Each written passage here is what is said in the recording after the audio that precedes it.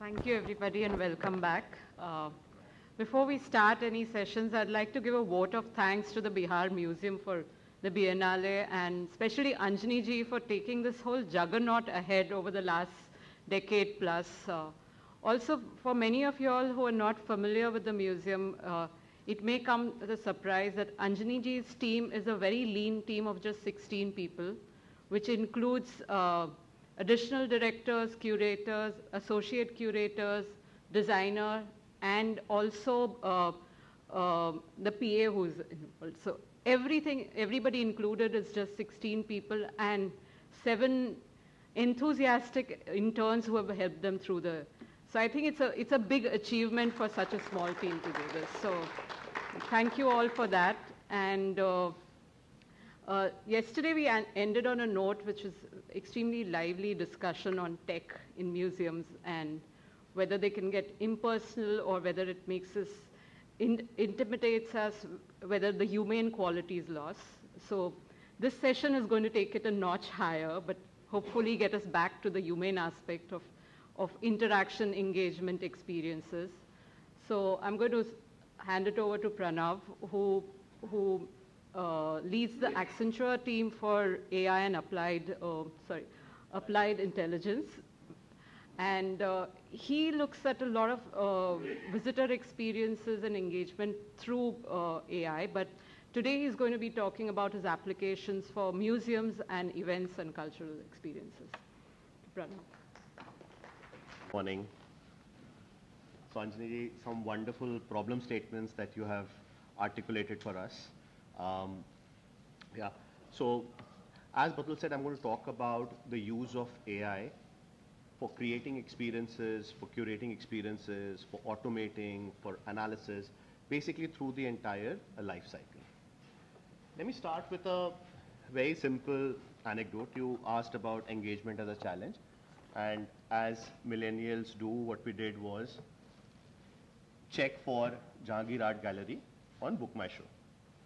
Now obviously Jahangir Art Gallery unfortunately is not on Book My Show.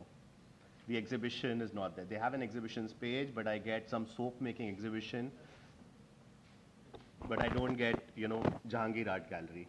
I mean, I tried that with multiple other searches and I just don't get that. So this is where people are first making their decision about what experience to engage in. And when they come looking for these experiences, they don't exist. I did this on Book My Show, I did this on LBB, I did this on Insider, basically every channel through which, the audience would have come to you. And these experiences just don't exist there. Now, when we talk about experience, yes, there is an experience benchmark, maybe a Louvre, Abu Dhabi, but equally there are benchmarks which are outside the industry. In customers' mind, in people's mind who are visiting, there is no distinction. They don't say, oh, it's Amazon, so it must work better, but if I have a ticketing experience for a museum, it's okay for it to load after 20 seconds. You'll never hear a customer say that, right?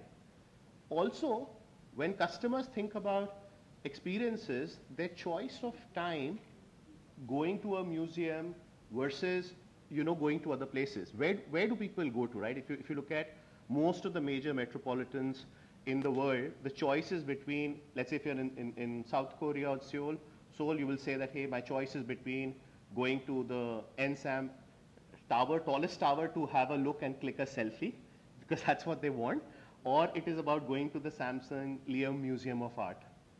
Ditto in Bangkok, ditto in Paris, right? Everywhere is the choice between the tallest building and the museum. And I think in most cases, the tallest building is winning on the selfie value.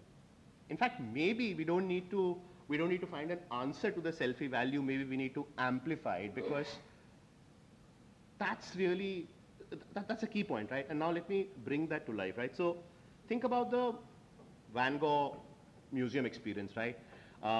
This experience toured most of the Indian cities. It was available on Book My Show, and probably the number of tickets it sold on Book My Show was more than the total of all the tickets that all the museums in Mumbai sold for a particular year. I'm talking about the Van Gogh exhibition in Mumbai, right? And it was a 100% experience, right? What do I mean by a 100% experience? So, think about this, right? The value of any experience, only a fourth of it happens in the moment. The value of the experience when I've come to the Bihar Museum, let's say only a quarter of it will happen in the moment while I'm at the Bihar Museum. Another quarter of it will happen in anticipation of the visit. What do I want to see? What do I want to do? Why do I want to go? Where will I have lunch? What else will I do on that day? And then there is a huge amount of value, actually half of the value, which accrues post the event. It accrues from reliving that moment again and again. And how do you relive that moment? You'll relive that moment on your phone when your pictures pop up again and again. You relive it through all the comments and likes that you get on how stunning you are looking in your Instagram pictures. You look at it from everyone who talks to you about, hey, I saw your picture there, how was it? So when we need to think about the experience and engagement, we don't need to think about, hey, once a person is in the door, till he's out of the door, we need to think about what happens before, we need to think about what happens later. Let me kind of talk about an example. This is some of the work that we did with the Louvre Abu Dhabi. And I'll use that video and then talk a little bit about the three parts of the experience that they kind of leveraged. So before, during, after, and then let me just play this video. It's a little short on details, but I will elaborate more.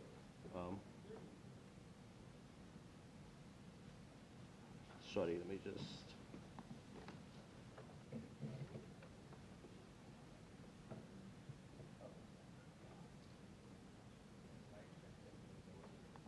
There is a bright future for the region's arts and culture. Accenture Middle East and Louvre Abu Dhabi have embarked on a new strategic and digital partnership. Of the world's finest art under its stewardship, how could we unlock the next chapter for Louvre Abu Dhabi? This was a significant undertaking with a re-envisioning experiences for on-site visitors. We developed an experience for every potential visitor and virtual and mobile solutions that are now more important than ever. And to do this right, we must even impact the very nature of how humanity uses it. The Louvre's purpose for its collection is to exist as a beacon for humanity. To embody this, we built solutions that could amplify this message. How do we deepen and broaden the influence and understanding of the arts? How might we reimagine the museum experiences through physical and digital interactions? We have assembled the best of the best to shepherd Louvre's digital transformation from across our 4 pillars. The team's ability to deeply understand the client brings both the design and creativity needed to advance Louvre Abu Dhabi's regional aspirations. Our end-to-end experience solution first focuses on a virtual experience gallery. This expands access and enhances the digital visitor experience. We are also helping Louvre craft its content strategy to further its narrative. We want to help Louvre be a steward of the past, preserving and promoting human creativity, while at the same time acting as a patron of the future, pioneering and advancing breakthroughs in innovation. So for these guys, all 3 parts of the experience. The first one was, before the visit. So everything about the Louvre available on their website, the whole content strategy, this whole pulse of time experience that was created to bring people in. This also created hundreds and thousands of backlink leading to, amplification on Google searches, things to do in Abu Dhabi. It became the, premier place in all your visitor websites and all on why people, should come here in the first place. So that's the before the visit. Obviously, during the visit, there were a whole bunch of, virtual exhibition tours. And I completely get the challenge in terms of, the whole tech estate and how to manage that. But I think it's super critical. Like, so for example, when I was just touring over here and having a look at the website, or looking at the exhibits, This small text, when I'm engaging with a visual art, that text is probably the least efficient way of communicating with the person. Museums have in the past tried to do, audio engagements where they've given you certain devices. But today people have their headphones, people have their own phones. How can we bring that to life?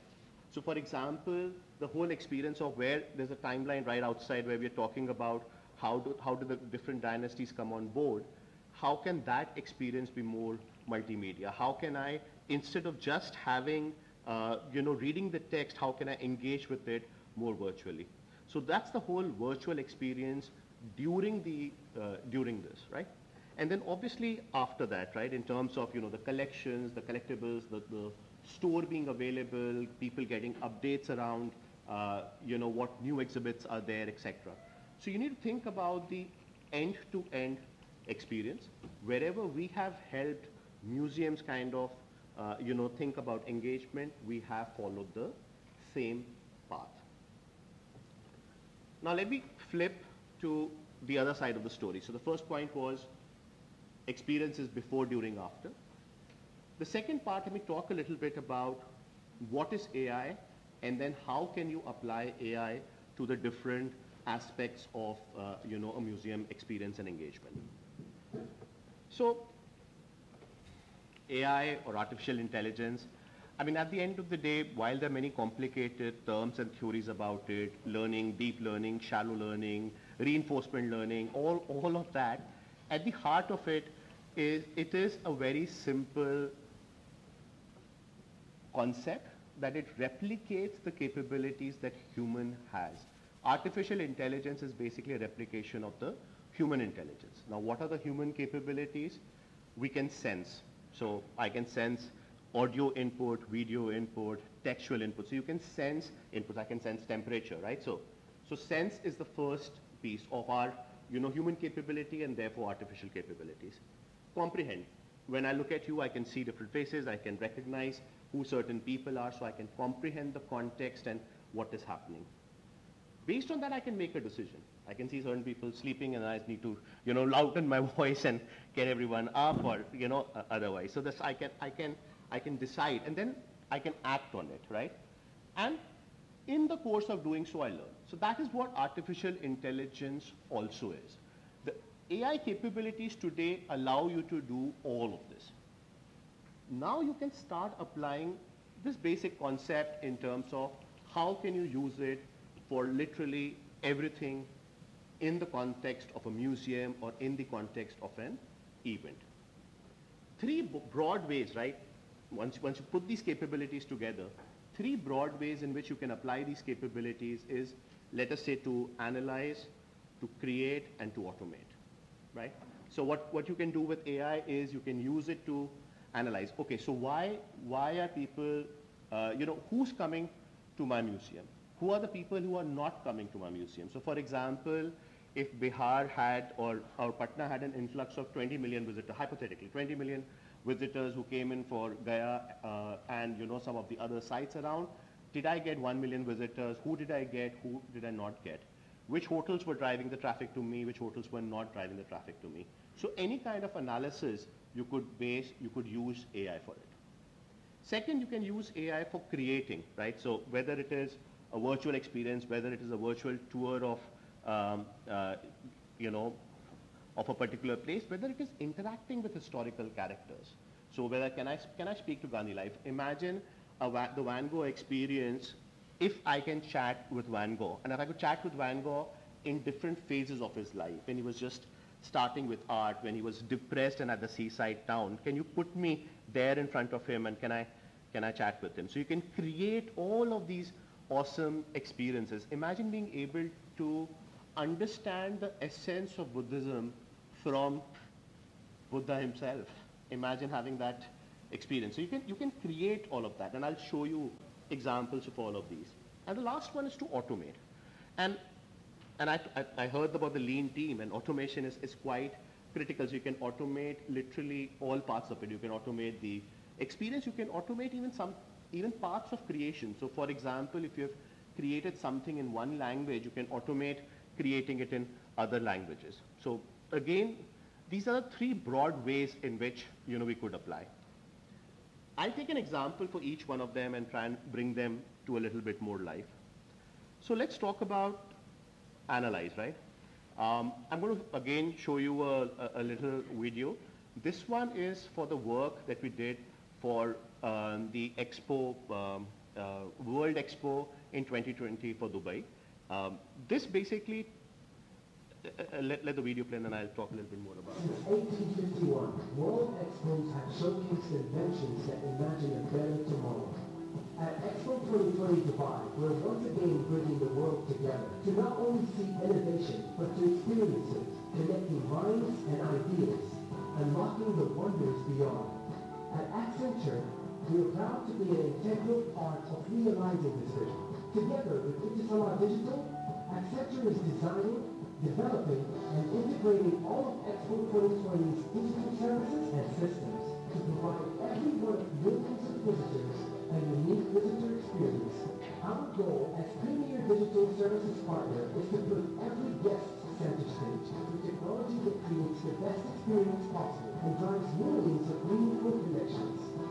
Centered on seamless connectivity, we are making sure the visitor experience is personalized, accessible, and unforgettable for each and every visitor.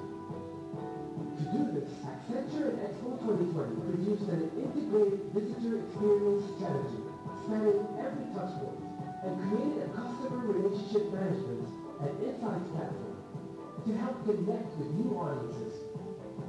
We're also designing and developing all of Expo 2020's digital channels, orchestrating the multi-cloud distribution of these systems and platforms, and building the service delivery platform to stage it all.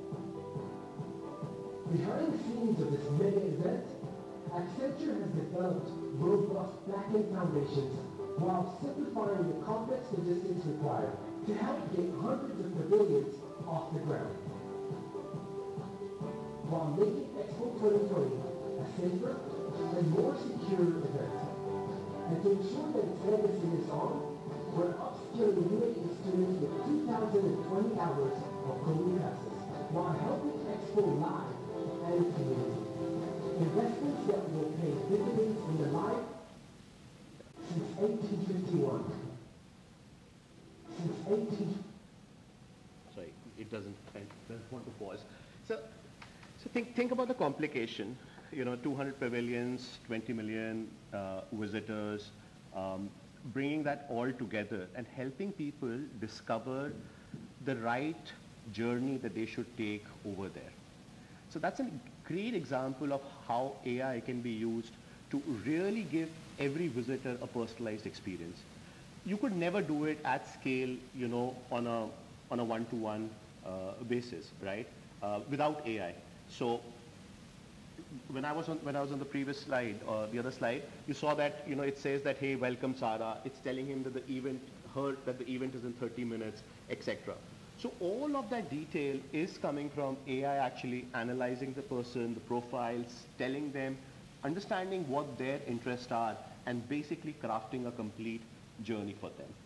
So AI can really be used to personalize experiences to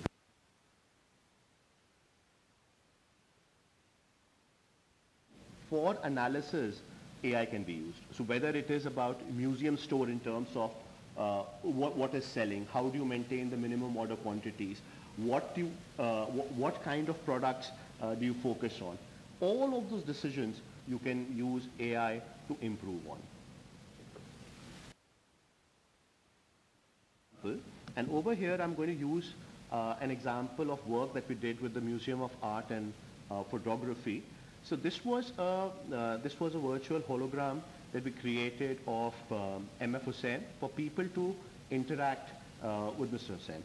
Let me play the video and then I'll talk a little bit more about it.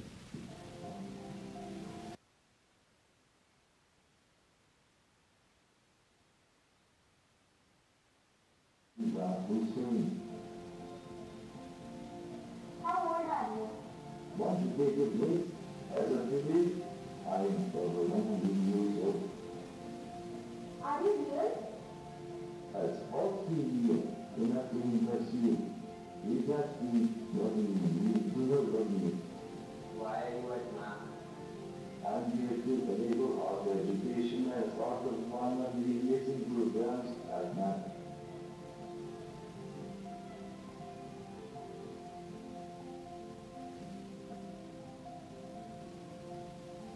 How would you describe yourself? A painter who prefers to walk barefoot, a filmmaker with adventures, and a lover at the most expensive cars on that. So what is your favorite painting? The painting of the two sisters who are actually my brothers. Why do you talk like that? I'm over 108 years old now. That is my evil finally found me when I talk. Why do you always hold painters in your hand? I always paint on the run, so I prefer to have my brush with me always. When was your first solo exhibition? My first exhibition was in 1952. Through this work, I was awarded the Kamya in 1955.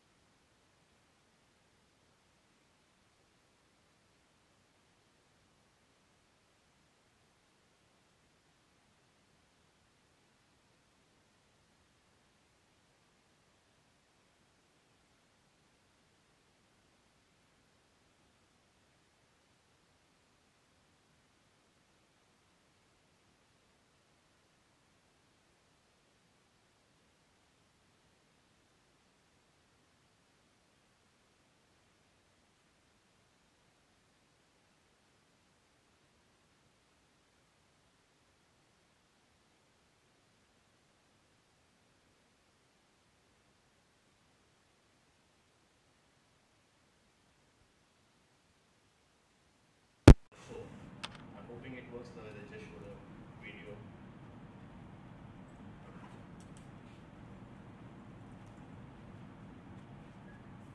जाओ अभी समय है।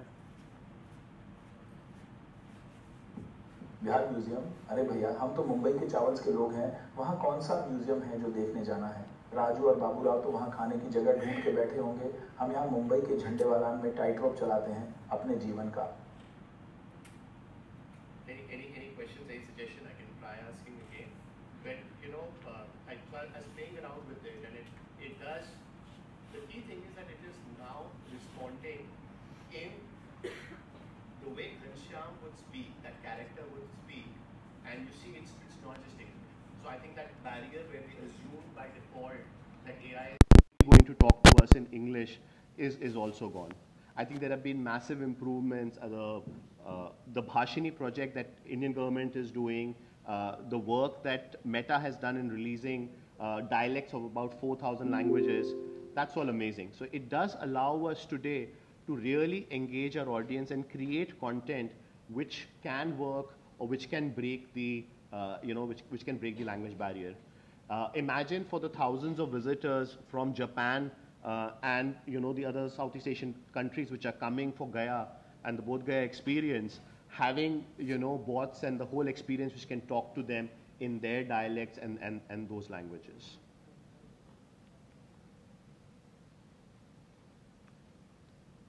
So, sorry, just one second. Yeah, so I'm back there. Yeah. The last part of it is around automate. And so basically AI can be used to pretty much automate anything. Some of you may have heard examples of where you have set ChatGPT, given it a prompt and made it your chief marketing officer. You have used ChatGPT to make it into an expert SEO agent and to tell you all the things that you could do and improve with your website. It can also be used for physical automation. So for example, there are the few museums where there are actual bots, humanoid bots, which can walk around with you and give you a tour of the facilities. Then there are examples where you have used a certain a medallion or a wearable to create a whole automated experience. These are the two examples that I have over here. So Princess Cruise, we built this medallion for them. So this was a little wearable which basically automated everything for them, on the cruise. Whatever experience they wanted to take, they wanted to buy some drinks, they wanted to, reserve a seat for an event. Everything that you wanted on the cruise was automated through it.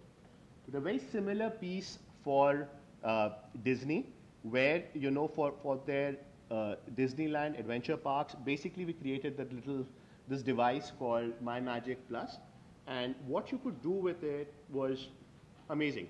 Basically, whether you are taking a ride, whether you're ordering room service, whether you are checking into your room, everything you could do just on that.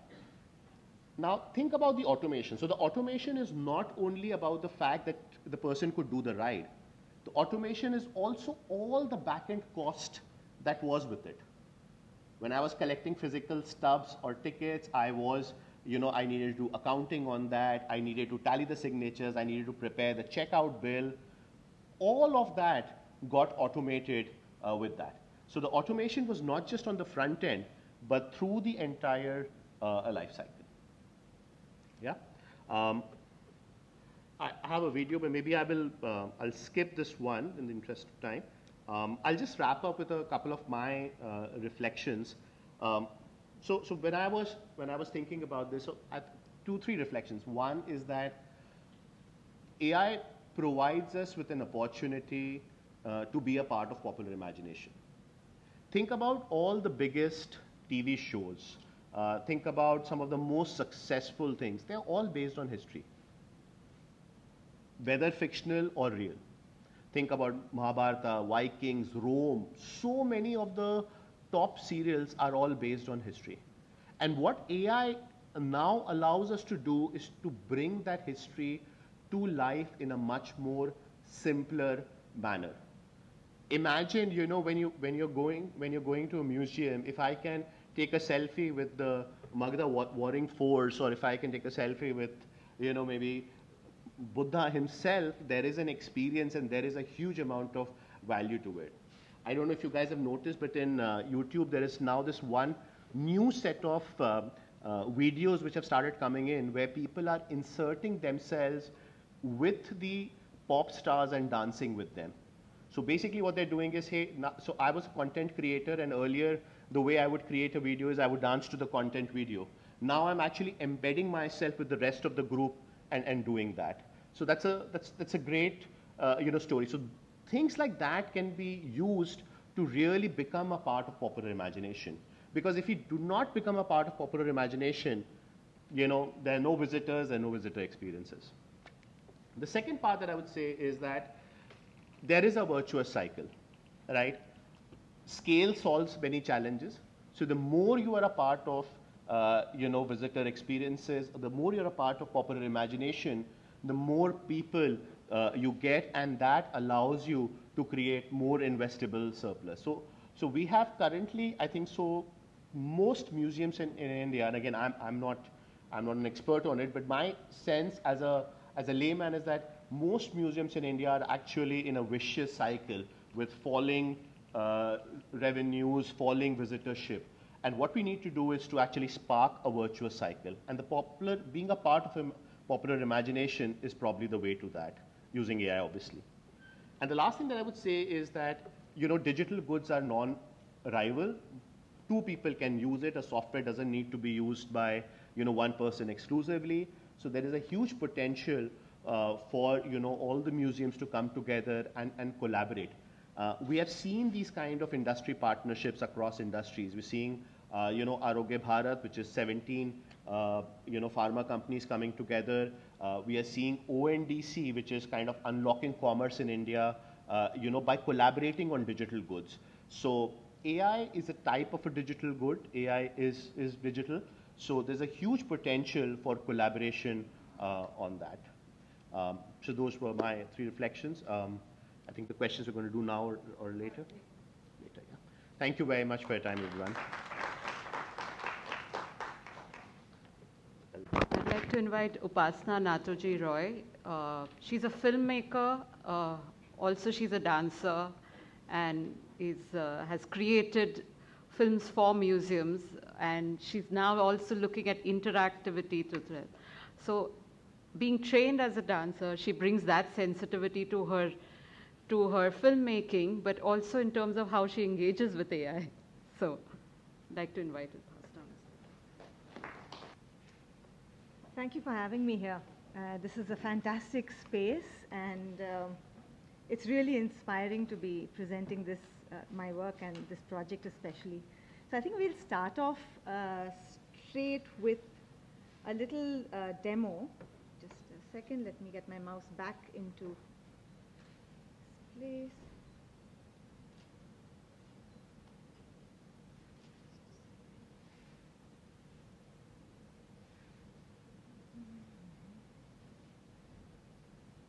I might have to restart the demo, as always. Just give me a second, please.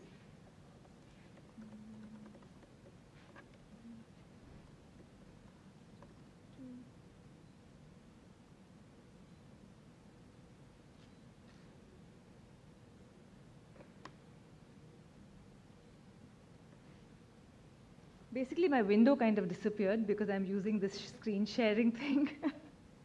Just give me a minute.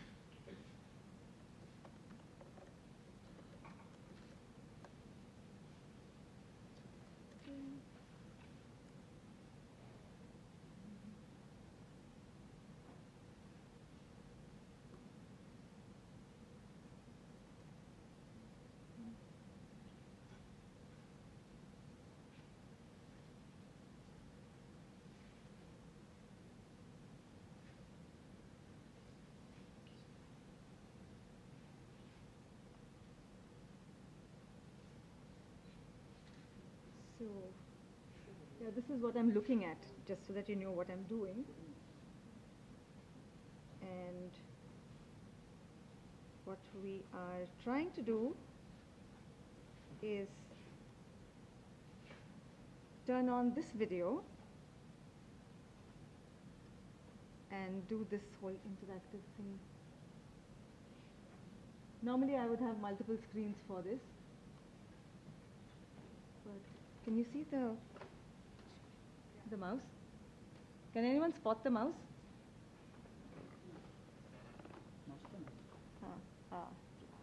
Here it is. It's come back. There it is. Okay, it ran away.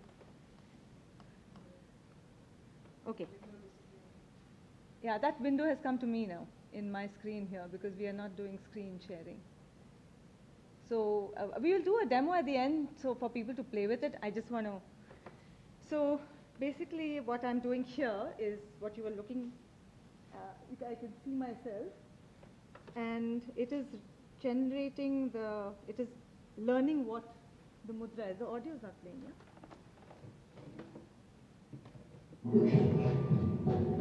There is no way humans can encounter nature without transforming it. There is no production without pollution.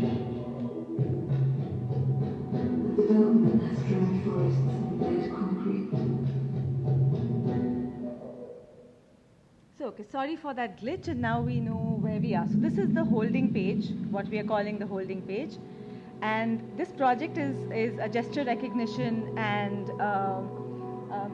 putting meaning to what that gesture is. So we have trained certain AI models to identify what gesture I am doing. It identifies it and then plays a video, for example, in this case. It could tell you a story. It could do a whole lot of things. So let's just take another one, and then we'll get on to the presentation. You can't hear me? All right. So I'll just do another one, and we'll get on to explaining what this is actually. So say I'm holding this mudra. It's called, and it didn't recognize. So as you can see, the machine's still learning.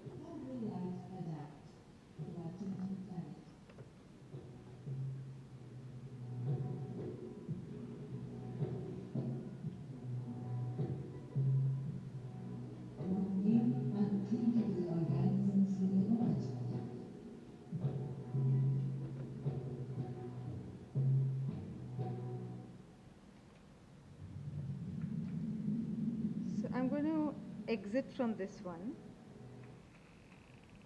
and we could start with the presentation. Can everyone hear me? Okay. So this project that you saw is a prototype.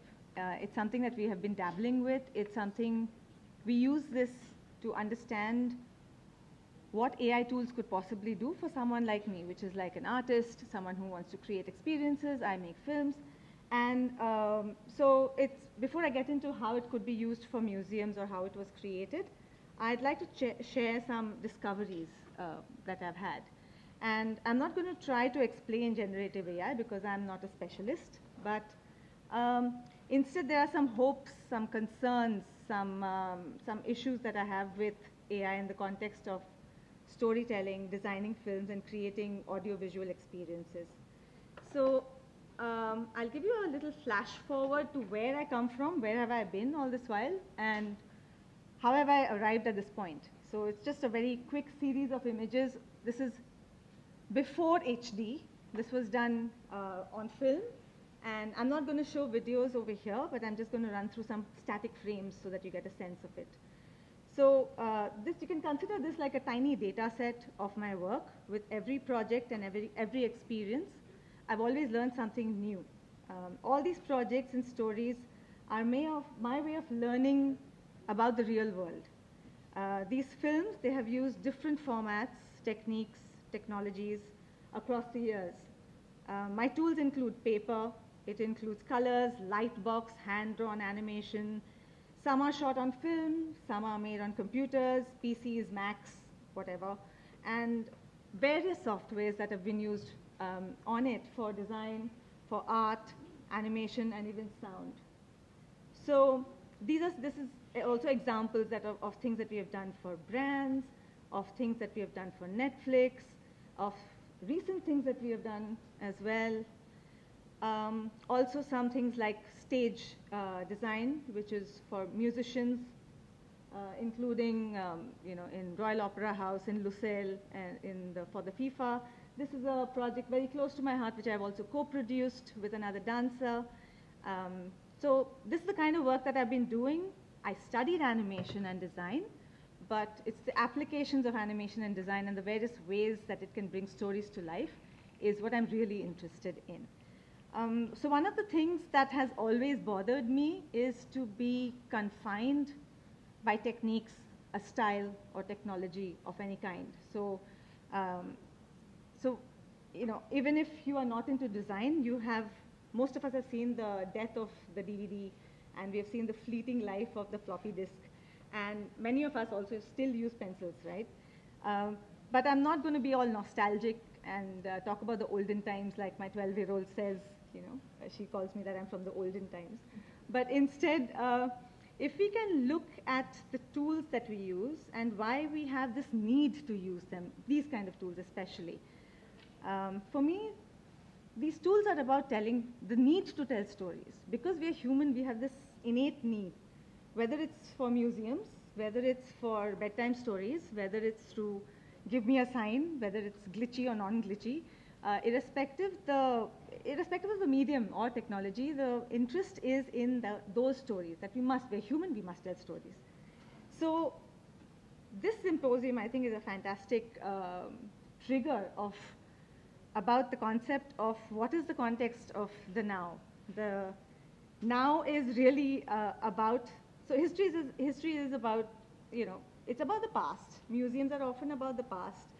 But in order to understand the now, we have got to understand all of that and how have we arrived here. And if we understand where we are now, we might just kind of try to comprehend where we might be heading to. So in the context of museums, there's a project that I have done, which is based in Bangalore. And the challenge was to design and develop and produce a film for a circular space with a huge screen, creating an immersive experience. So this was the space. You can see the back-end messness that happened.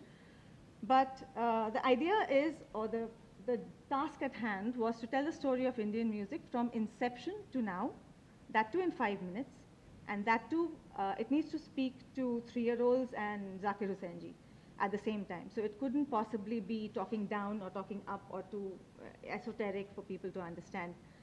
So the outcome of that was this really heartfelt, for me at least, and for the team who made it, 5-minute film using all the possible techniques that we knew. So it was not constrained to a particular kind of animation or design or stuff like that. The focus was, what is the story, how do we want to tell it, and what is the context in which we are telling that story.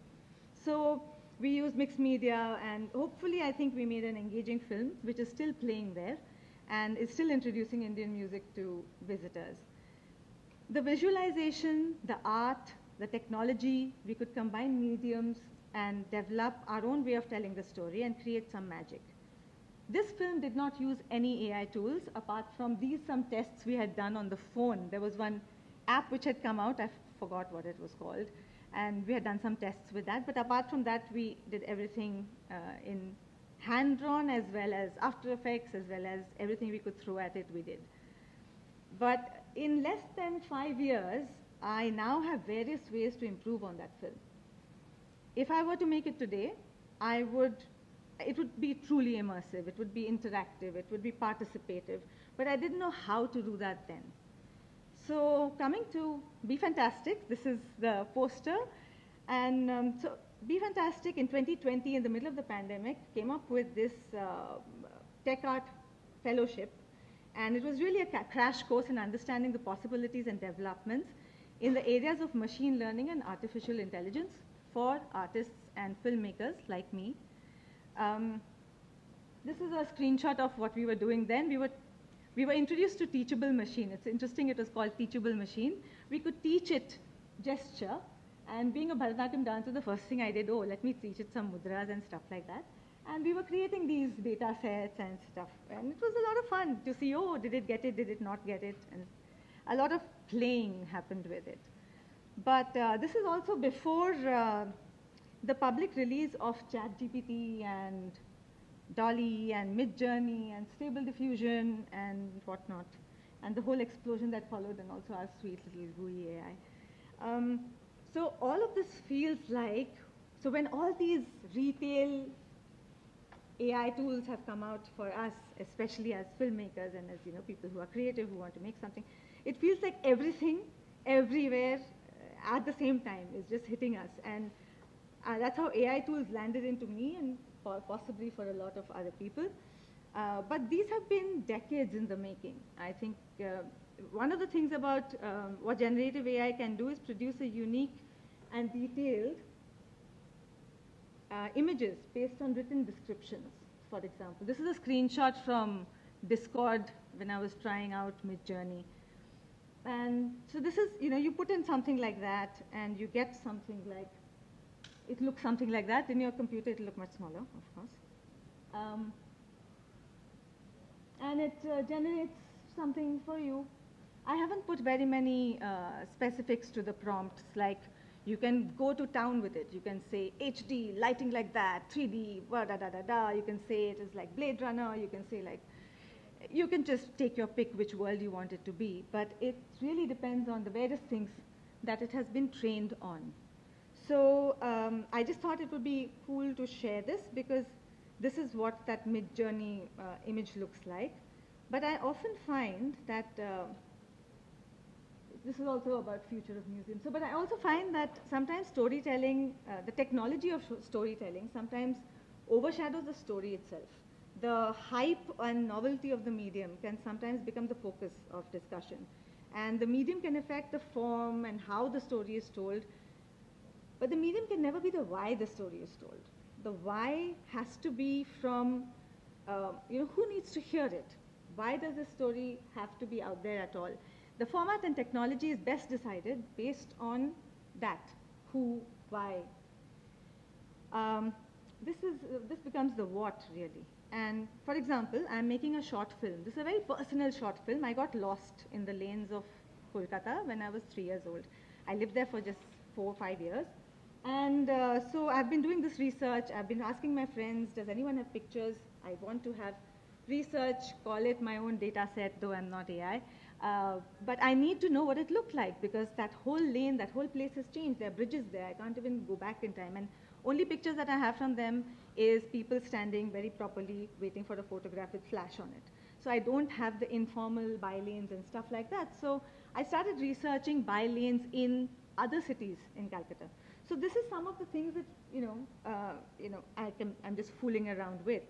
But do I need to be accurate with my visualization? No. It's my memory. I have a fuzzy feeling what that memory was. And as long as it evokes that feeling, it's fine. It's okay to stay up to that. But in a museum, memories it's a collective. These are all, so wherever you see this 4 kind of thing, this is all from Midjourney. I have not made them. So when using generative AI from text to image or video, we need to have a large collective data set of that particular memory to train the AI with. Something that concerns me is, what are we feeding these machines? What are these, where are these data sets gathered from? I'm sure we can find it if we ask those questions. From which communities? Who do they belong to? What are the belief systems that these communities have? So if we are creating images, if we're creating imagery, making films based on data sets which are very core to a particular community, it's not one size fit all. So asking those questions while I use these tools, I think, is my responsibility. For us as humans, our data sets are the culture we grew up in. So it could be the lived wisdom that our parents give us, the teachers give us, our friends give us. And it also affects the meaning we attribute to objects and things around us. So something which seems like a fantastic, good thing might seem really bad in another culture. So Give Me a Sign is one such project which started with this need to understand gesture and to map it to meanings and stories. So I didn't know I was creating a project which is a way to present something like intangible, what is that called? Intangible cultural heritage, right? So someone told me when we presented this in Manchester that you must, this is something which will really hold. You can bring various cultures together and put in the meanings for that. So I didn't know that that's what we were doing. Neither did I imagine that it could be a framework to tell other stories. So whatever you saw is something that we are fooling around with, experimenting with, but it could actually trigger a series of documentaries, it could trigger a series of information things, and so I'll just quickly explain. So what happens here is there's a webcam, you hold up your gesture, we can train it on all the gestures that we want, and it's going to trigger a film. Now this is a rudimentary format. What you see at the bottom there is my laptop. But typically we would have, so this was in FutureFantastic in Bangalore as well. And Kamya is here, thanks for that opportunity. So coming to what Give Me a Sign can actually do is it could be like a switch on one hand, or it could be way more interactive. You could actually train the whole body. You could actually be part of it, like Pranav was also mentioning that you could actually be within that scene. Depends on how complex you want to go with the technology of this. But why did we choose not to use Skynet and existing sensors? Existing sensors would not have had any glitches. Because we wanted to learn. We wanted to learn what the machine's learning. We wanted to learn how to use it. So the only way to learn is to make something and make those mistakes. So for this, I'll just kind of outline what AI did and what we did as human beings. So humans, the research was various printed texts and things like that, like the Bharatanatyam Shastra, all the information that we have about it, community advisors, films and articles. AI, ChatGPT, of course. And then in script, we tried to get it to do creative writing, but we ended up doing the writing. So all the scripts that you hear in this project is written by us. ChatGPT was a very failed assistant over there, I'm sorry to say.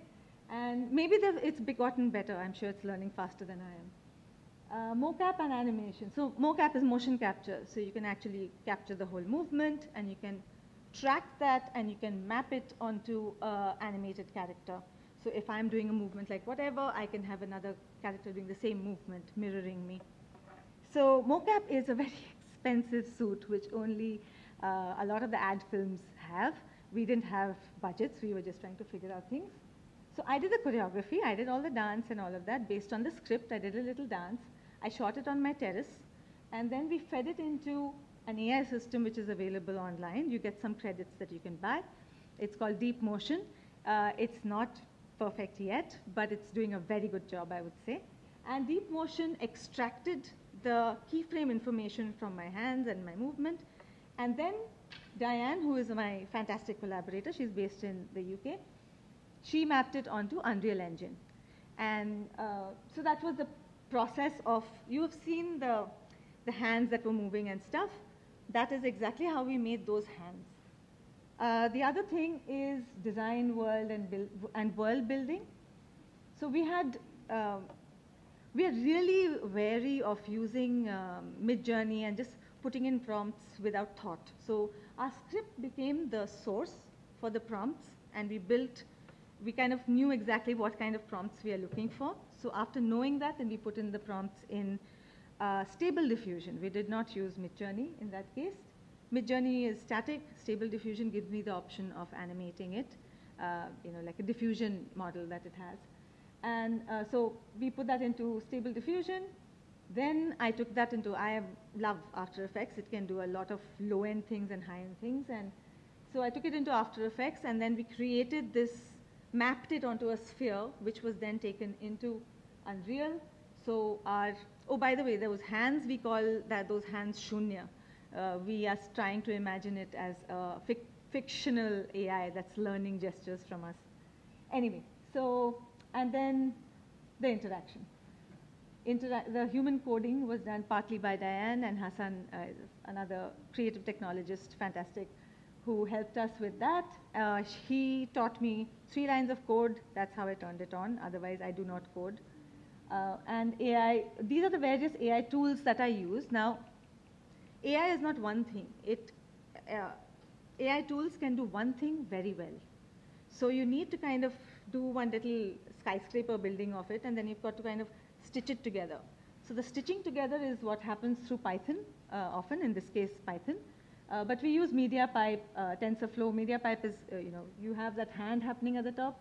That's what it does. And then training the model. So I'll just give, because we're all talking about learning and what I've learned from it and what these guys have learned, let's give them some stars. And this one gets a double star. This one does not get a star. That one gets a single star. It needed a lot of cleanup.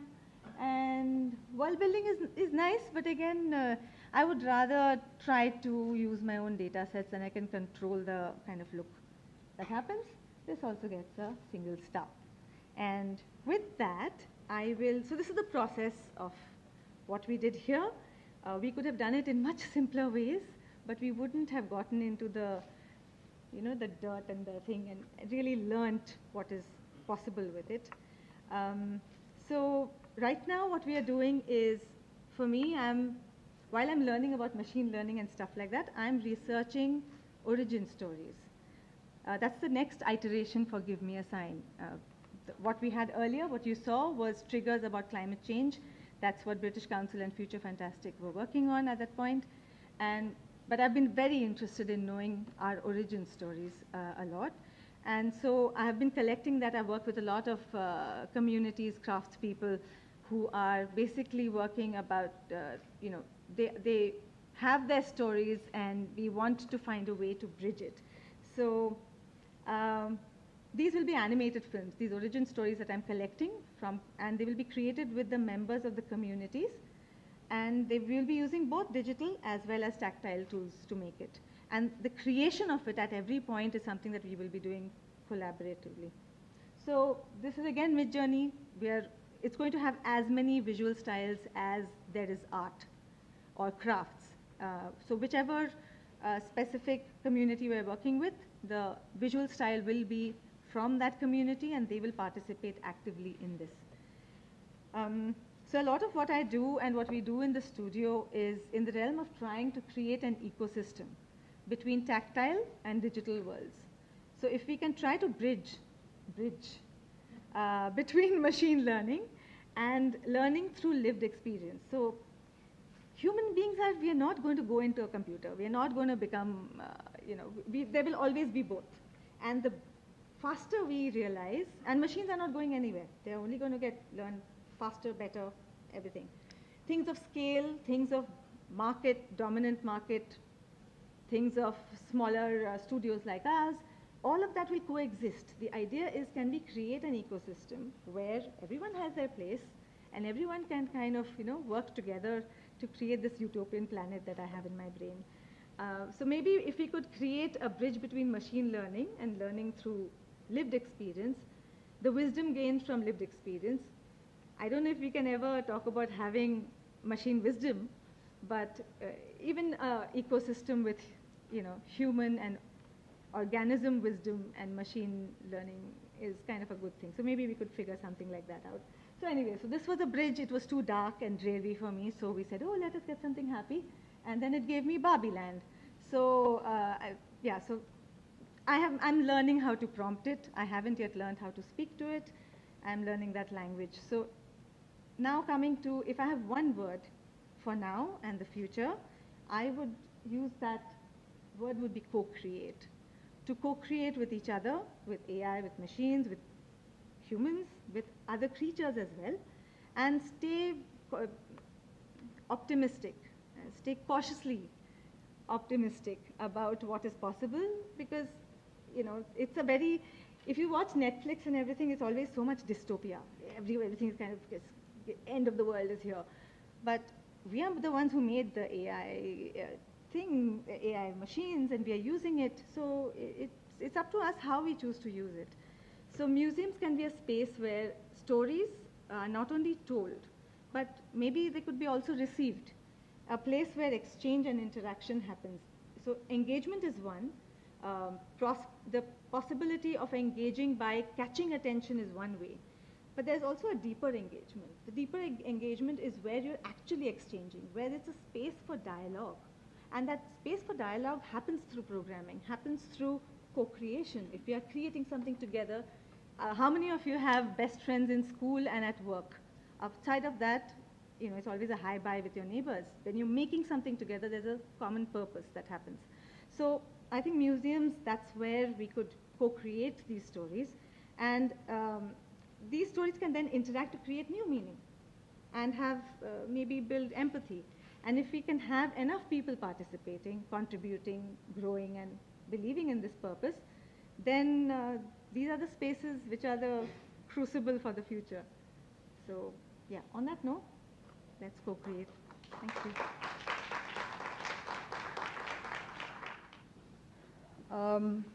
So thanks, Upasana, for that deep dive into an artist's journey into embracing AI. I think what I would offer and plug into this conversation is our work, especially over the last 3 years, that brings artists, creative technologists together to really play with technology, not be afraid, and some of the results of the processes of the last few years is what I will be talking to. So the organization we started, my co-founder Archana and I, we titled it Be Fantastic. And it comes from our 2017 festival in Bangalore. We wanted to showcase what tech and art can do together. The title of that festival was Bengaluru Fantastic. And why Fantastic is really because Bangalore had this doomsday feeling. Infrastructure was crumbling, garbage wasn't getting cleared, traffic all over, you're getting stuck in. And really, we heard that time and time again. We read that in the newspapers every day. And we felt that it was possible for artists to usher in a new imagination of what a city could be. And therefore, how do we swing this pendulum off that doomsday to be a fantastic place to live in? So it was a really optimistic title. And then from that festival, we grew this organization that really wanted to look at convening artists and technologists to almost kind of present a contemporary tool with which art was getting made. And really, not Indian artists are working at this intersection. When we hosted this festival, we were able to bring in a lot of international artists thanks to partners like the British Council or the Goethe Institute or the Swiss Arts Council. But not enough of us Indians were making art like this. So that's kind of where we wanted to plug in and ensure Indian stories, Indian aesthetics, Indianness was emerging through this exercise. And we typically work through a three-pronged approach, showcases like this festival being one of it, but collaborative workshops, fellowships, bringing artists to work with each other and really create. Thank you, Upasana, for setting that tone. As well as dialogues, critical conversations around should we, how much should we, what is the right way to do this, what are the ethics, what is the almost scary parts of doing it. So really to bolster that ecosystem of development. We are birthed by our mothership called Jaga, and we've existed in Bangalore since 2009 as a social experiment in space as well as people. So this idea of art and technology coming together in the city of Bangalore is quite old. These are two of the many, many, many projects that we made happen. The one on top is called Jaga Dhwani. It was like, 2011, and we had an artist, Heather, come in from New York. She was a sound artist, but she did a lot of what AI was trying to do, where this structure on the left here was made by very tribal art forms, but inside it was a computer that was scoring the internet for the latest science articles and converting it. She had made an algorithm to convert it into poetry, that this piece of this metal sculpture just spouted out once every 15 minutes at the Jaga Cafe. So we were at this intersection of art and tech for a very long time. The project down here is called Malleshwaram Calling, where we chronicled neighborhood histories of a really old neighborhood in Bangalore called Malleshwaram. And it was a public art project located under a flyover, really busy flyover in Bangalore. That red color STD booth that you see actually had a rotary dial phone inside it where people could walk in and pick up the phone, and most people didn't know what to do with a rotary dial phone. We had these young kids trying to say, like, where is the button to press? And we had to teach them how to get to the numbers. But each number that you dialed got you a story from 1948 in Malleshwaram. 1948 being the trigger for memories. And you can press 0 to leave your own story as well. So this was using, like the voice technology. So we've kind of worked with technology as it came along. And really, I think reflecting on our festival that we just had, two propositions come to mind as where we can take this forward from.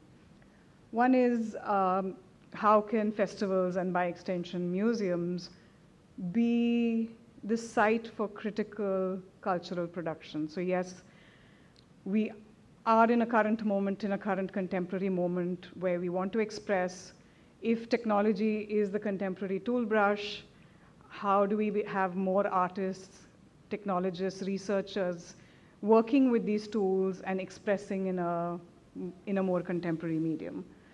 And really allowing space. I think a lot of our programming allows the space for multiple viewpoints to influence each other in a nascent and emerging field.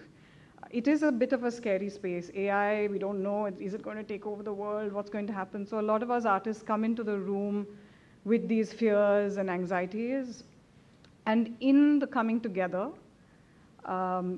people are able to commiserate, decide, discuss, feel confident, and take the next steps forward. And of course, the second proposition of what AI can potentially do is slightly deeper engagement with the art objects. And that we've seen, I haven't delved too much into Upasana's work because she just told us about it, but give me a sign as a standing example of, you'll see there 2 little children trying to do the mudras and trying to kind of get responses from this art object. So a little bit about FutureFantastic. We really wanted to showcase what AI and art could do when it came together.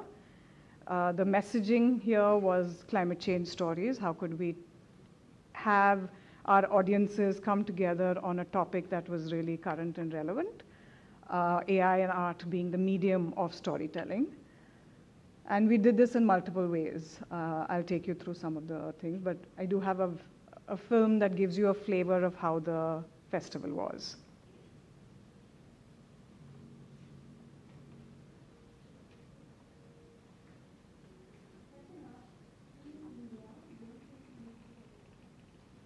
Volume down there. Oh, okay. AI is the same festival. Yesterday, I think I've been in Afghanistan. When you step out with Bangalore, you step in, it's not the current world, that's the vibe I get. We had close to 20 art pieces, 4 panel discussions, artist sharing, 5 performances, some screenings, and a whole ton more of very engaged audiences. For me, it is important that this festival takes part here, a place where climate change effects are more visible, and there is amazing work happening in India. That was something that we wanted to bring along with the title of the festival. I think Habitat makes a huge difference to create a sense of belonging, to open our imaginations to newer possibilities. So I think these festivals make a huge difference. It gives me a huge amount of hope to be in a festival like this, where we have so many innovative young people coming together from a whole range of different backgrounds and experiences and disciplines, really committed to making a difference. FutureFantastic looks like a place where we can live comfortably, easily, in harmony.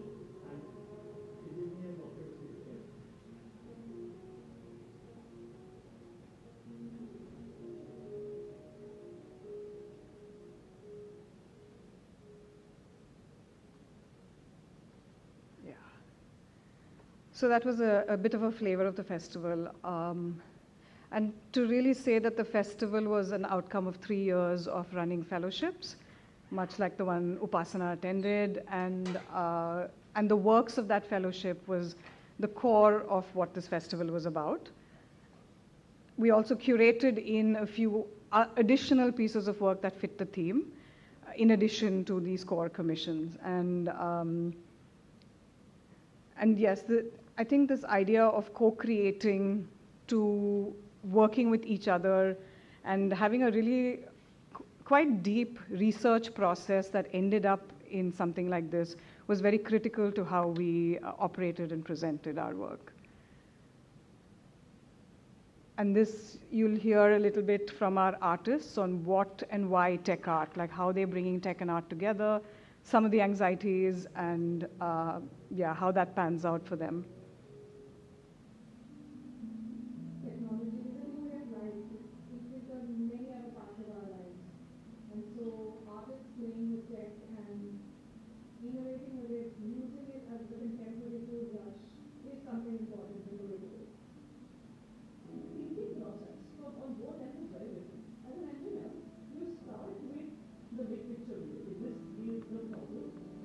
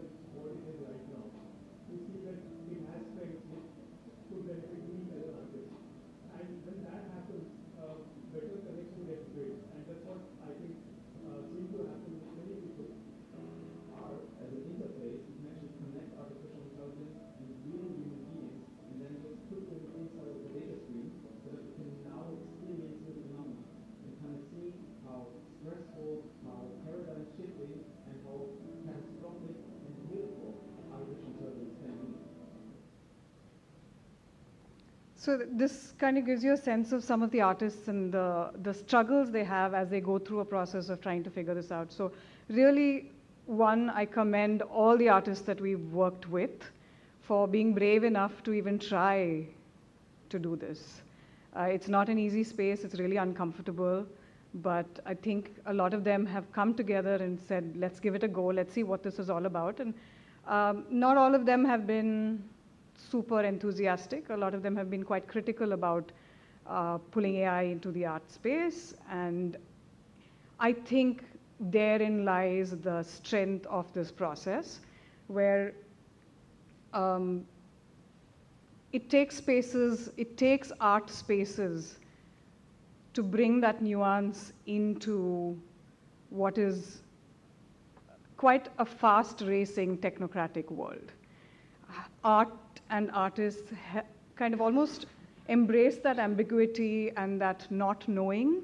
They are open to playing, they're open to being uncomfortable, and they're open to presenting works that are not fabulous and fully finished, but that are in process. I think a lot of our artists, and Upasana mentioned it was a prototype that she had presented, but it takes a lot of courage to present those prototypes and be vulnerable for feedback within that process.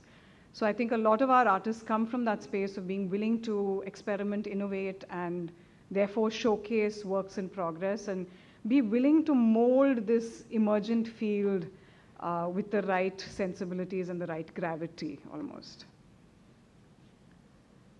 So some quick projects to show you how these artists worked with AI and art. We did, this is one project called Where Do I Come From, Where Do I Go? By 3 artists, 2 Indian artists, one of whom was a performing artist, as well as one person from Germany. In this case, they really investigated this idea of data. And they created their own data set in an extremely diligent way. So 3 artists in 3 different parts, one in Calcutta, one in Bangalore, one in Berlin, photographed their garbage every day for 3 months, like painstakingly, artistically photographed their garbage every day for 3 months. And that's what you see on the top there as their data set. All 3 artists had never worked with AI before, and that's kind of why we chose to support this project. And they had a really simple idea. They said, we're overwhelmed with the garbage that we see, that we throw, that we don't think about. And we'd love to see this waterfall of garbage that's inundating us. And if only we can as humanity, can take a moment to pause and reflect, that waterfall of garbage becomes clear water. So they started with like a really pure and almost naive, but really therefore sensitive idea, and they took it to fruition. So this for us was like an exemplar project that investigated the process. A lot of AI art gets chided almost for stealing data sets. We don't know whose art we're using, but Mid-Journey is pulling it all together and getting us amazing stuff. But here was a set of artists that went through the process. They didn't have to, but in understanding that process, they understood AI, and they actually showed the audiences what AI is and how it gets created and made. And so I think some of these projects push those boundaries interestingly. We have Poetics of Garbage, where they were investigating plastic pollution again as a research thing. And a performing artist made a costume of plastic. She almost looked goddess-like. She walked the streets of Delhi and the banks of Yamuna, and one part of the artwork was a video that had this really serious, ritualistic, goddess-like, performative object in the city of Delhi. But the collaboration came when she worked with a UK artist, and the artist put this video through classification software, AI classification software, and really to expose that AI has its limits at this point. It's not able to understand many things. There are biases, there are problems. And so, once again, I think while this was investigating a topic close to the heart of climate change, it also exposed the limits of AI and therefore was critical in its adoption of AI for art. So the art here really was, how do objects get classified, recognized, detected? So this kind of follows on the heels of what Upasana just showed us in terms of object recognition and the teachable machine. And this was by our Swiss mentor, where he used a lot of generative AI to speculate on what happens in 2070, 2080, keeping the animal kingdom and the insect kingdom in mind. And this was an interactive piece where you could hold a mobile phone and literally or fly yourself into this virtual world. And on the side, as you were flying yourself into this virtual world, it gave you data that backed up why something was a certain way in a future time.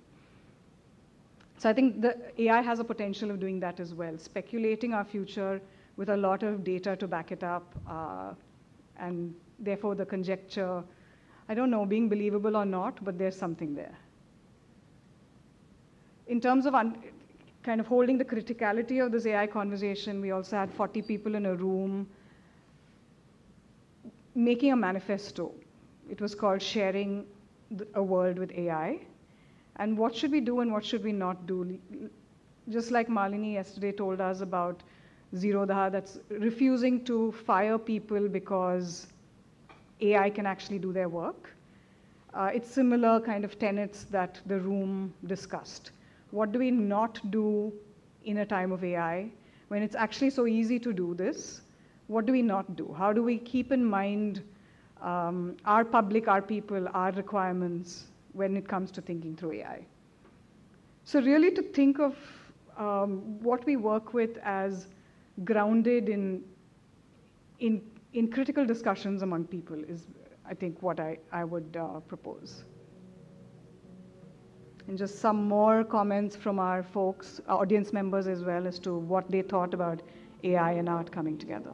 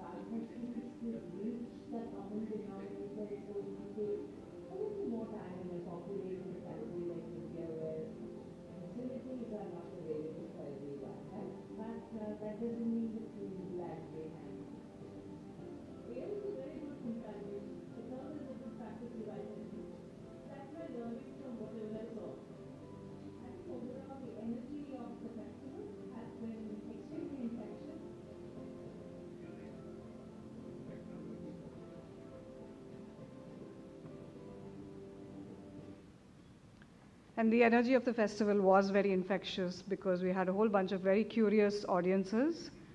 Everybody can hear the buzz of AI, wants to know more, wants to understand it, wants to get a feel for it.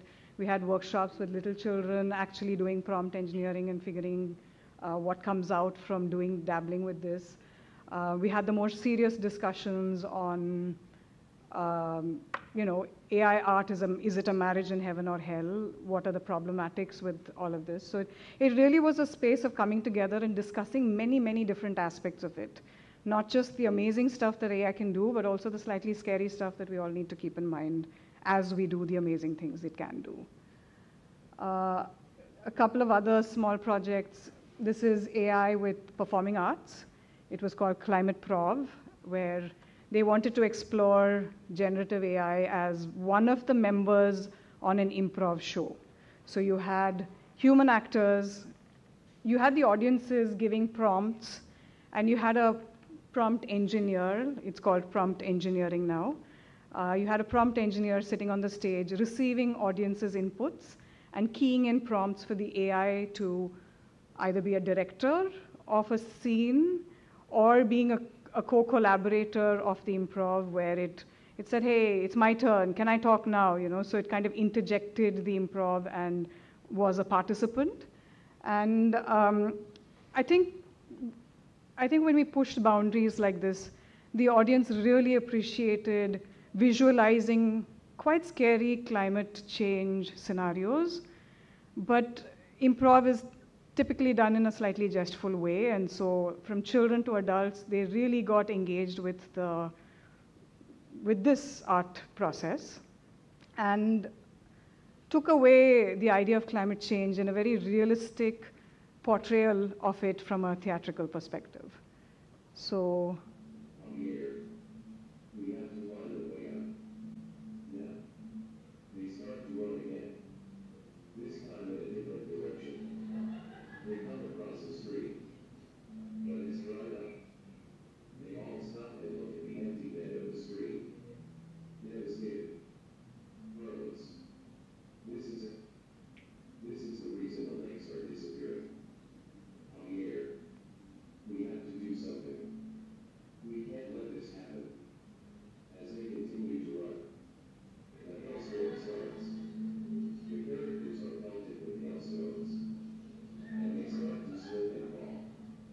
They all get up, and So this was really nerve-wracking for the artists, where they didn't know if the tech would work.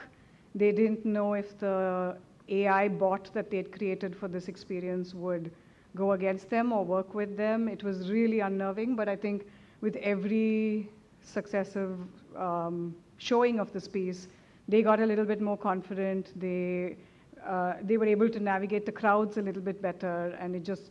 So I really feel like what we have set out to do is to not showcase amazing outputs, but to really showcase our process of a whole community of artists daring to experiment with these new tools and technologies.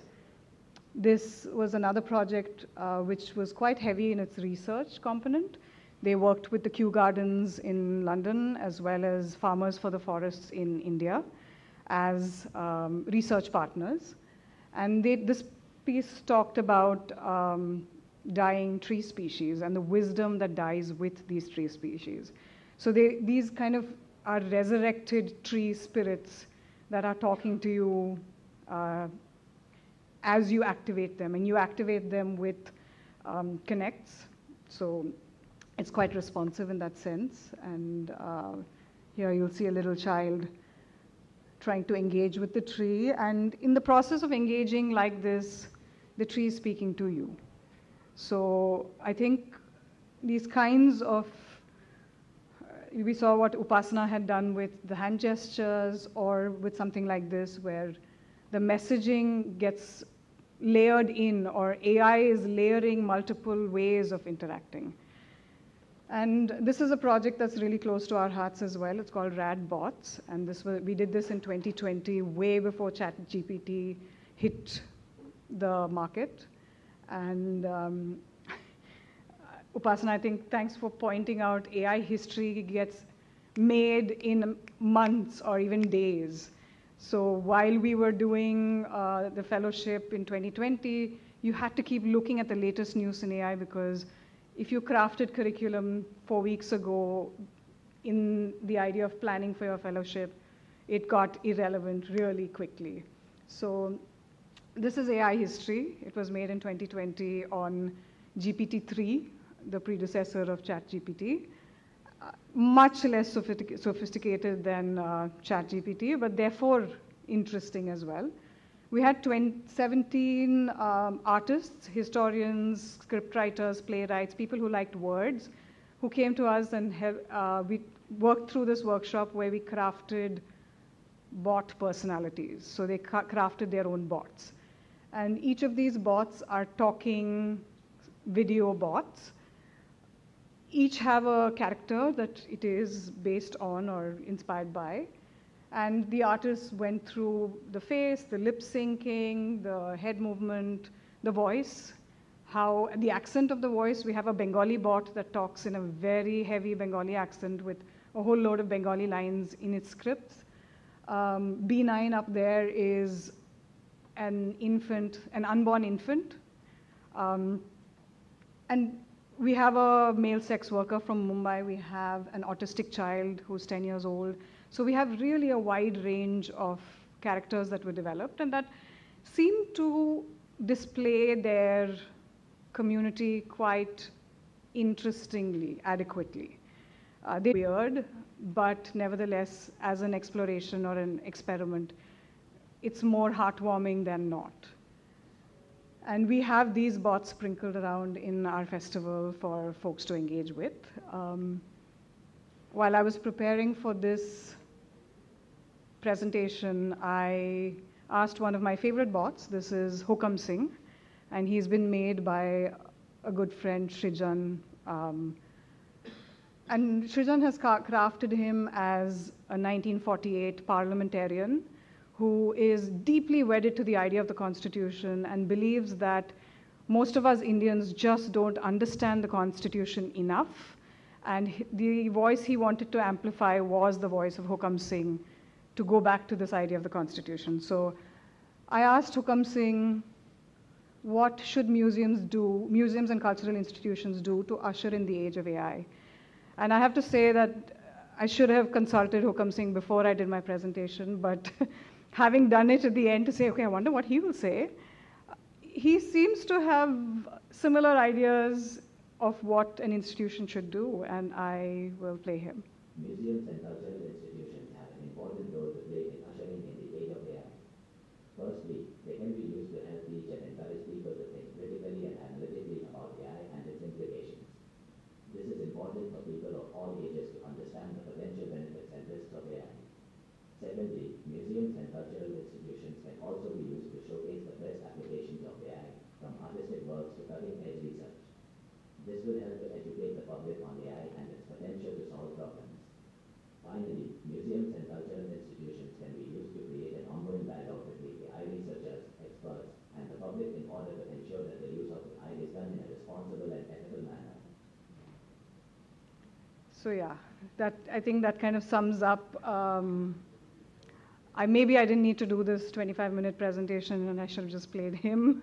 But that kind of really sums it up. How are we spaces for critical discussion? How are we spaces for showcasing cutting-edge AI between researchers, artists, technologists, and this coming together of many people to figure this out? Because actually it can only be figured out if we can all come together to do it. And I leave you with this. If you want to have a dabble with Hukam Singh, this is a QR code. And now QR codes can get RT as well. So if you can pull out your phones and trigger this QR code, it takes you to a WhatsApp platform. So you will chat with Hukam Singh on WhatsApp. You can type in your questions on WhatsApp, and you should receive very quickly the text answer, but in probably 7 seconds after, you will receive a video voice like you just saw of any question that you ask Hukam Singh. And really, while Hukam Singh seems quite intellectual and serious, he's happy to answer really dumb questions as well. I went to the Samsung Opera House in Bangalore, hoping that they could be a venue for our festival. And the lady who manages the space, I asked her to do it, and she was like, no, I don't know anything about the Constitution to ask. And I said, no, just ask any question, it really doesn't matter. So that's why it's like an ask me anything with Hukam Singh. And she said, Hukam Singh, what do you think of Samsung? It was a sweet, good question. And Hukam Singh was quite smart in his response, and he said, uh, just like the draft constitutions had many iterations, many of which were, subpar and didn't meet expected standards. So he was very clever in making associations with Samsung and its multiple iterations of phones and TVs with the draft constitution. So he does a good job of referring back to the voice that he's set out to amplify. And so I really encourage you to ask any question. Don't worry about the kind of question. And do tell us what responses you get. He's not always great, but most of the time he does a good job. So thank you. So I think a couple of comments. I think the first one is that the matter is sub judice. There are multiple cases which have been filed against OpenAI and some of these other platforms in terms of violation of the data that was used for training. So that's one aspect. The second aspect is that as a user, while I'm no legal expert, as a user, by the rights that are provided to you by the platform. So for example, OpenAI and Midjourney have very, very different IP constructs. So Midjourney says that the prompt, the input and the output are both the properties of Midjourney, and you have the license to use them, right? And then that license has certain conditions. For example, if you work for a large company, you need to take an enterprise license. If you're an individual creator, you need to be on the paid version, etc. OpenAI is completely opposite. OpenAI says that all context, input and output is actually your IP. So you're free to use anything that you generate from DALL-E in a way, right? Midjourney gives you a license to use it, right? So there are different ways in which each one of them have articulated their legal things. But there are also lots of models which are coming up on which have been trained only on permissively licensed content. So that kind of saves you. And as a user, I think you're more interested in probably the terms that a Midjourney or a DALL-E or a Runway is giving you. In my last read, OpenAI probably has the most permissive license.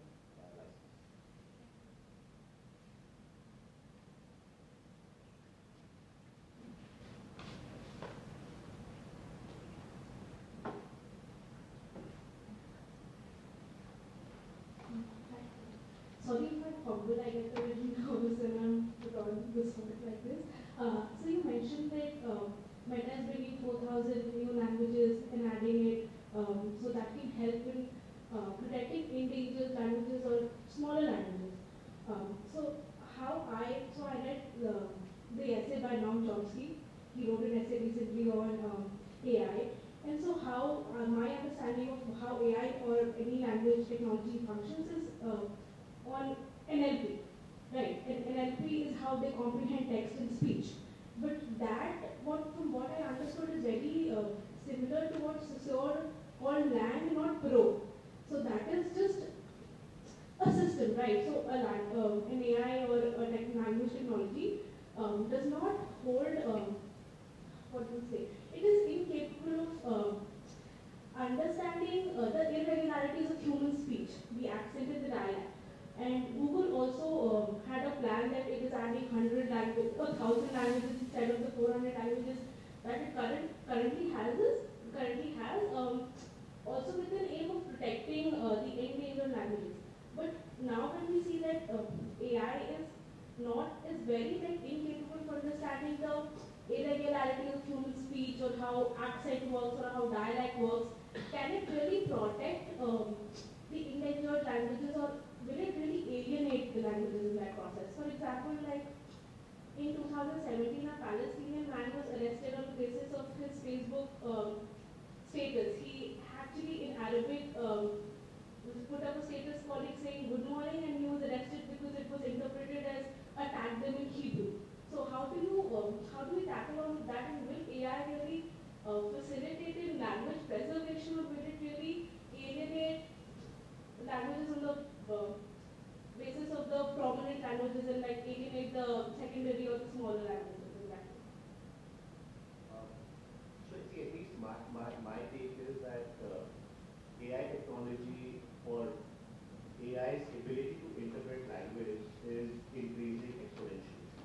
Just about a year ago, you could not talk to AI with an Indian accent easily or do a conversation in English.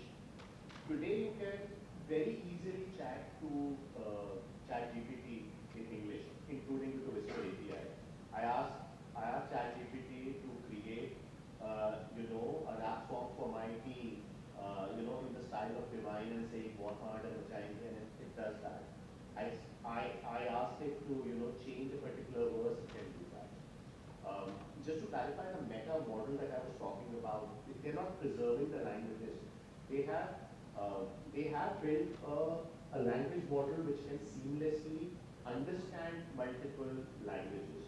And they've been able to train it in a manner in which it is able to identify and both interpret and reply or generate text in about 4,000 dialects and languages. So I think that's actually amazing because that can really increase the preservation effort. I think just the accessibility of all the world's wisdom, can go up exponentially. I think this model was released, if I'm not mistaken, just about 4 odd months ago. So it's not being commercially deployed at scale. But I am sure that we are going to see lots of applications of this model, and for people to be able to access their country history, their even other parts of knowledge of the world, in different languages. You guys want to read that? I think in the asking of these questions is where that can get dealt with. So if there is a gap right now, and more increasingly, especially in India, we're looking at these ideas of AI for good, tech for good. And when we talk about good in our country, it has to appeal to that common denominator, the bulk of our country. So there are people who are beginning to make those shifts and look at technologies that are a little bit more cohesive, accessible, relevant, not just to the technical applications. So I think in asking these questions, we force ourselves to think that way, like you said, with the digital public infrastructure that's being set up in the country. More recently, there's focus to make tech wider rather than narrower. Whether to preserve language or not is something much deeper. How AI functions is like you feed a lot of data into it for it to be able to produce a specific amount of data, right? So that is very different from how our mind works, which is cognitive. So we have a limited amount of data from which we can produce an infinite amount of data. So that is what my concern was. See, how do you navigate space through that? Because can I just clear this misconception? So if you look at the data that you have consumed as a human being, it's petabytes and petabytes and petabytes of data. The amount of visual sensory information that I'm taking in right now in looking at this room and processing it is very high. Second, I think yes, AI models for them to first learn initially require a lot of data. But then one of the beauty of large language models is this whole few shot examples or few shot training that is required. For example, now you don't need to tell. So let's say if I ask an LLM to write a song in the style of Divine, I only need to tell it needs to write in the style of Divine. If I wanted to write an article in my style, I can give it as less as 1 or 2 articles that I have written and ask it to reproduce. So yes, I think what you're saying would probably have been truer of slightly older AI systems, but I think the whole maturity curve that AI has gone through is really big. And these large language models are going to become foundation models. They are like a pre-packaged set of intelligence which exists on which you can do a lot more of. So for example, if I want to create like history and story content for literally every exhibit in the Bihar Museum, I may write 2 stories myself and then just give those as examples and get it to create it. So it's really moved on a lot more, I would say. So one of the things that while this is very, all of them are very valid points, and this is going to keep growing faster with every minute of it. But if you just step back from technology, step back from what tech, if you just look at what human beings have been before AI came along and it's available to us, the concept of inclusivity, accessibility, these are large, heavy topics with diverse points of view. I don't know if I want to be included. The whole idea of inclusivity which is happening from the West. I don't want to be included in their way of approaching the world. I want the way I approach the world to be seen, experienced. So concept of inclusivity is being seen from where you're standing very differently. And so I don't think one size fits all. Yes, AI is going to be, will learn like we have learned. Look at our civilization. We go by, things people now and stuff like that. It's taken our time. Everything takes its time to learn. But to keep in mind that the biases we hold today as human beings is the biases that we are actually reflecting within the AI. That's going to change. So if there are people who are controlling power, issues like that, that's going to continue and it might just get magnified. But we have to be aware of that. So, to not take that as an absolute. So if you're going to get a translation, so like Google translate very recently, this is a very bad joke. My aunt who speaks French, go to and look at it. But I mean, that's not it. It's not about translation. It's about the lived experience which will take its time, and we have to, just the way when we speak, we have perspective. We might agree to disagree. But that needs to remain. We can't get AI bola hai to another session. We can't do it that way. We also have to be questioning things. We have to use our brain. Well, they've done it over quite a few decades. I guess also that thing of replacing, fear of replacing needs to be a bit calmed down. If there's anything we've learned in this fellowship, by the time the artists left, they were feel like of taming the tool and not succumbing ourselves to the tool. So it's still something that we have to figure out, but I feel like we need to keep putting ourselves back out of feeling this pressure of being weighed down under the tool. We are renovating our Patna museum, our earlier museum, and we have a plan to put a Chanakya there. Because Chanakya played a very big role. He wrote Kautilya, Shastra, and governance. So that is the idea. I am told that Mac Hussain him, so he can answer 200 questions, or he can answer any questions. So, not sure about the limitations of MAP. MAP was built a few years ago, so it was best in class in technology then. Today, if we were to build a Chanakya, you could ask him to, literally answer everything. You could also ask him to answer in the style of a particular thing. So, for example, it's not an unfair expectation that the top politicians of the country can come and ask your Chanakya over here any political problem that they are also facing. Exactly. So that was my next question. So that is what. So yeah. You will ask them who will win and who is going to get next round. Now he may not see. So the problem in AI that's still not being tracked very well is for these models to work with live data. So he may not be, and again, that will be a separate kind of a design issue, like the BARD or the Google Quant which is there, which can work with live data. So we'll have to think through the use cases, but it is possible to build something that can answer, not just a limited set of questions, but answer a much more broader set of questions. Or literally answer anything that ask me anything is what she also put out with the Hukum Singh character. So large language models have that capability of world interpretation and being able to answer like that.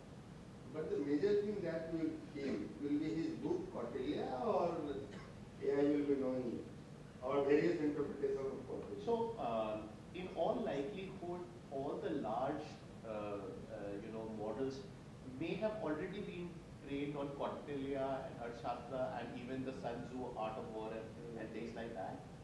But now there are these techniques of setting up the system prompt. So for example, in the system prompt on both Hugging Chat and on OpenAI, you can specify who that person is. So we can specify that, hey, you are the author of Kautilya and this, you are so-and-so character, and you will reply back. In fact, that is what we use when I was showing you the Sunil Shetty character. That is exactly the system prompt that we said that, hey, you are Ghanshyam from the movie Hera Fairy, you have these characteristics, and therefore build on that. Now, Ghanshyam is not a character that is going to be part of every large language model's training set, but I suspect Arthashastra and Kautilya are going to be part of that. And there are other ways of adding that content. So you can also take that content and create a separate repository for the character to refer to all the books and all the wisdom encapsulated over there. So we could take all the works of Chanakya and make that as a fine-tuning or as a separate data set, and it could refer to that while answering questions. Good. So my problem with AI is not what all it will do. My problem is who will own all these platforms and technologies. So we are talking, in a very nice way that will use the way we want to use it, not all that. Ultimately, decision will not be in your hand. I am seeing a scenario when these machines will be taxed and we will pay some allowance to you. So I got a shock, my son gave me in the morning a beautiful poem written on me. I was surprised and shocked. How can this fool write so well? And beautifully written. So क्या हुआ? तो ChatGPT वो बोला एक किताब में he just gave 10 information about me. Beautiful poem. तो poet का क्या होगा? सोचो रात भर जग के जो लिखता था वो और with all that feeling, you are writing. Similarly, I came to know that one of the competitions, the painting that got the first award was created by AI, not by any artist of the world. So there was some debate on it. So I know it is going to happen. So we'll have to coexist, learn to live with it. But only I'm afraid, how governments are going to do it. But now government also is not that role. Now these big companies are bigger than government. They will decide. They will have to complete. So that is my worry. Of course, still it is there. We have to use it and try to get as much benefit as we can. Because I am also seeing a scenario when he will enter the visitor who will enter my gate, and that AI and his data will guide me. According to his preferences, you go to section gallery A, skip gallery B, go to EXP, then see the original art and eat in pot belly and go. So that I don't want to happen. I don't know how you will do all that, but I'm able to see that scenario. Thank you. The scenarios of control and power is what it can lend to it, and it's incredible power comes into it. There is a large convening of a lot of these media artists in Austria, and the title of the whole thing is called Who Owns the Truth? Because really now, in a world of AI, it's hard to figure out what is fake, what is not, what is the truth, what is not.